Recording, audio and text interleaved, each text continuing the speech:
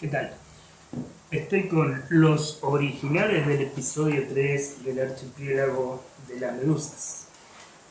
Bueno, en realidad de la parte gráfica ya te he comentado varias cosas que, bueno, creo que a esta altura te podría ir mostrando y el que puede hablar sos vos. A ver qué te parece. Y mientras te muestro, me gustaría comentarte algo respecto de la aventura, del guión, de los contenidos, que de eso mucho no se habla y es una parte importante. En realidad esta aventura que empezó como un libro ilustrado, una novela ilustrada, porque hacerlo en formato historieta es mucho más trabajo. Si bien, como te contaba los otros días, es menos riguroso el tema de la estética del texto, ¿no? Porque quien lee literatura generalmente le interesa cómo contás las cosas, o sea, la parte sintáctica, la parte retórica, la parte poética, más allá de la aventura en sí, de lo que sea algo épico o no.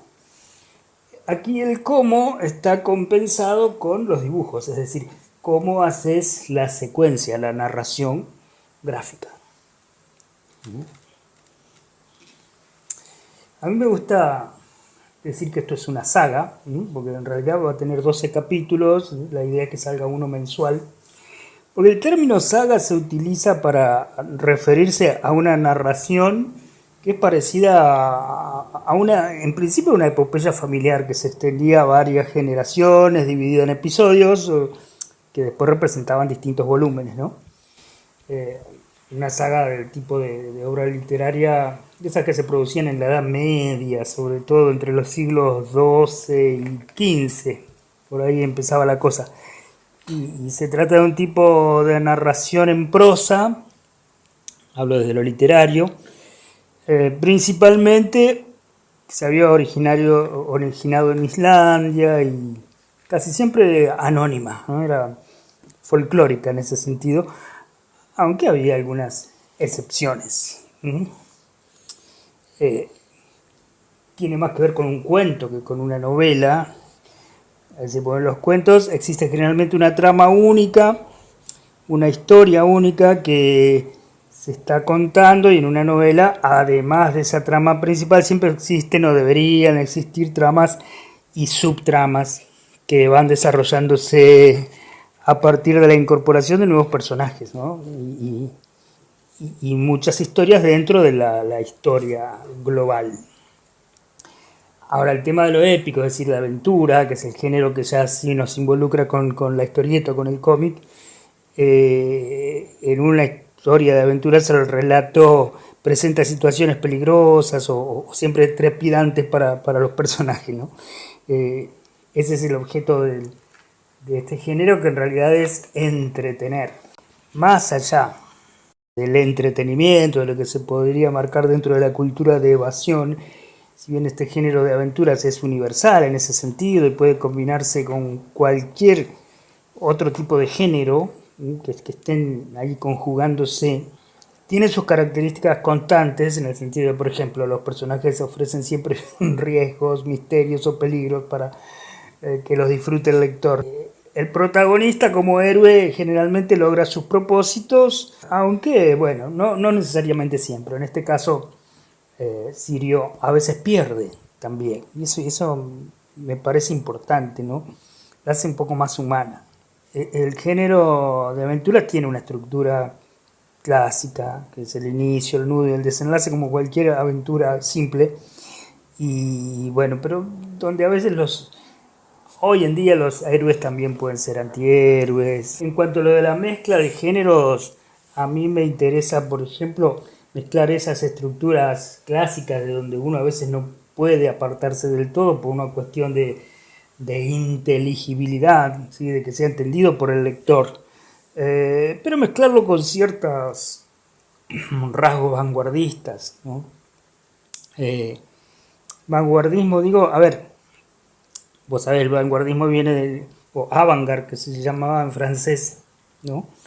Que es esa tendencia artística que está marcada por la innovación, el rupturismo, la experimentación, y en general la ampliación de los límites de lo establecido en un género determinado. Eso sería el vanguardismo en general, en cualquier manifestación o periodo estético. Bueno, y esto de los contenidos, de la parte del guión, lo que te decía, además de la aventura en sí misma, voy volcando algún otro tipo de cosas. La historieta argentina en realidad tiene una tradición en ese sentido interesante, valiosa, eh, de la década 60 o 70. Podríamos poner como ejemplo a Robin Wood, el guionista que trabajó para Columba, donde sí los textos eran realmente maravillosos, muy interesantes para leer, eran ricos desde el punto de vista de la estructura literaria. Los contenidos, ¿no?, más profundos, o sea, iban más allá de lo que es lo que te decía recién de la literatura de evasión. Por ejemplo, El Eternauta, Henry Pike, estamos hablando de Oesterheld como guionista. Acá, quien además de disfrutar de la trama, de la aventura, de este mundo que está en el futuro pero tiene reminiscencias medievales porque no han descubierto ni la pólvora ni la electricidad después de una hecatombe que redujo la civilización a cero y tuvieron que empezar nuevamente. Me doy el gusto de entrelazar connotativamente algún otro tipo de mensajes. Por ejemplo, en el primero, que era Los guerreros sin rostros, ahí surge un demiurgo, ¿no? Y ahí relaciono esta aventura con la mitología y lo que implica el demiurgo como personaje mitológico.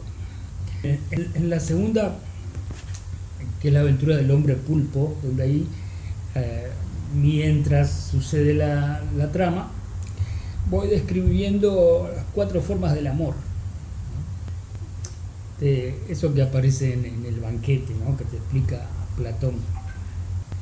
Y lo ejemplifico con determinados acontecimientos, ¿no? El amor de un pueblo a defender su tradición, su integridad como pueblo, como comunidad, el hecho de sin ser guerreros profesionales, tomar las armas para la defensa. Otro que es un simple granjero que va a dar la vida por su líder.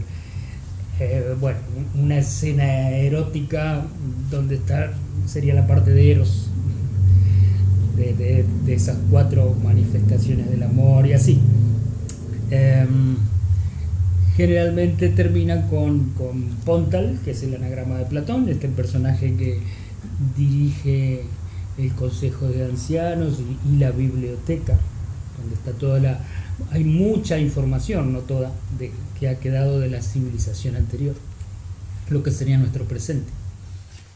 Y este episodio, el tercero, es el de la isla de los clones, donde estoy representando un ser que está constituido por partes, un poco como nos sucede a nosotros como humanos, ¿no? Somos una unidad de partes y cuanto más equilibradas esas partes, mejor para poder vivir y convivir, ¿no?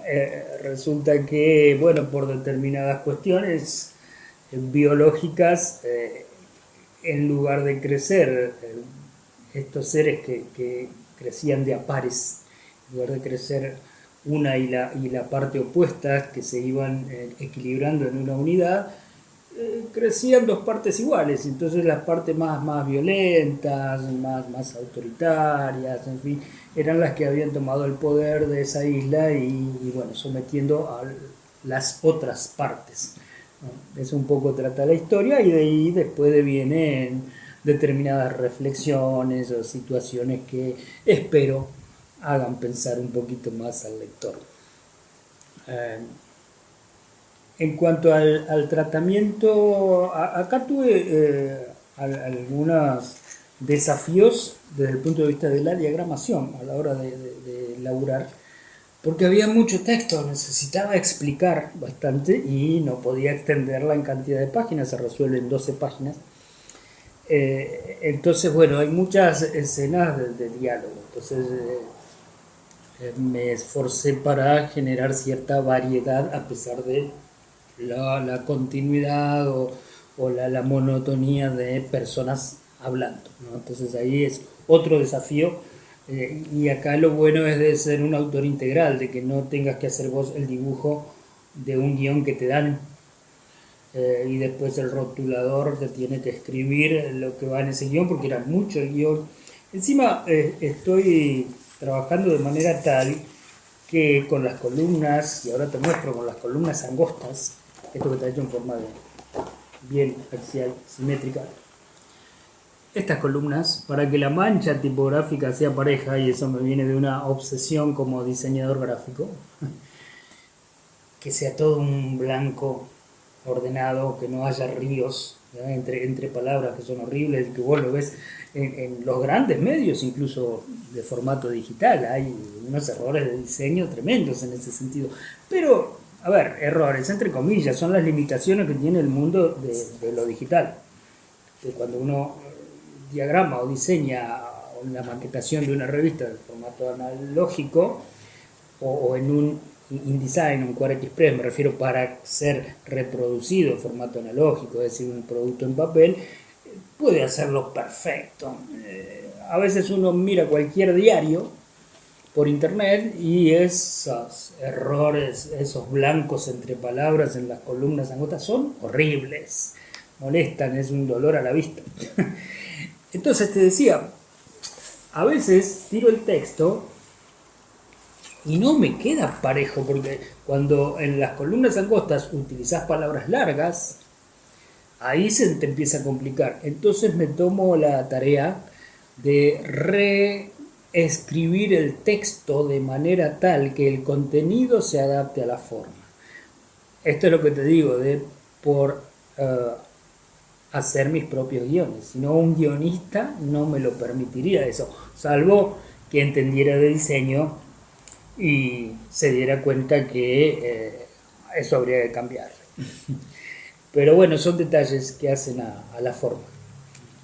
Por lo demás, creo que el contenido es para disfrutarlo, tanto desde estos aspectos, de cierto modo, profundos que te estoy contando, o como simplemente lo épico de un cuento de aventuras. El archipiélago de las medusas, en su episodio número 3, está disponible, mientras trabajo en el episodio número 4, que se va a llamar El Eclipse, o algo así, el hombre del eclipse, no sé, tiene que ver con eso. Y gracias a todos los que han hecho y están haciendo comentarios, los que lo han leído. Sabes que todos los lectores del canal que han colaborado con el canal lo tienen gratuitamente al archivo digital, al PDF. Eso simplemente también a través de Patreon puedes acceder a estos episodios. Así que bueno, gracias por seguir, por compartir y sobre todo me alegro porque disfruten la producción nacional.